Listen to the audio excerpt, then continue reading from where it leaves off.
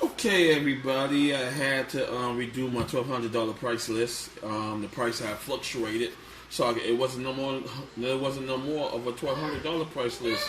The price fluctuated up to $1,354. So this will be my $1,354 bill, and it's a good one. I had to go ahead and make some changes to it. So here we go. I'm still sticking with the EVGA 750 N1 750 watt power supply. I'm teaming that up with the NZXT H510 case. The Uphere RGB 5-pack 120 fan set. I'm now going with the EVGA GeForce RTX 2070 Super GPU card. 8 Gigabyte KO model, the KO series. I'm teaming that up with the Seagate Barracuda 2 terabyte hard drive, 7200 spin. Along with that, your main boot up system would be the Western Digital 1 terabyte M.2 SSD drive.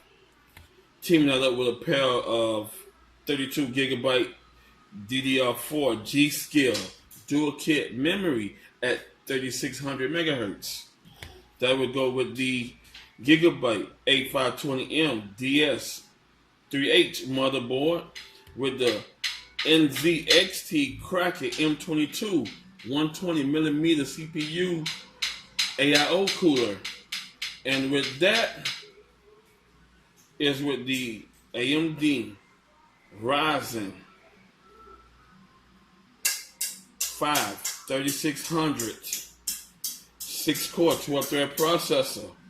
The total of this bill comes up to $1,354.33, which is roughly under $1,355. Yes, I got my grandson in the background tacking. So, but that's a part of my world.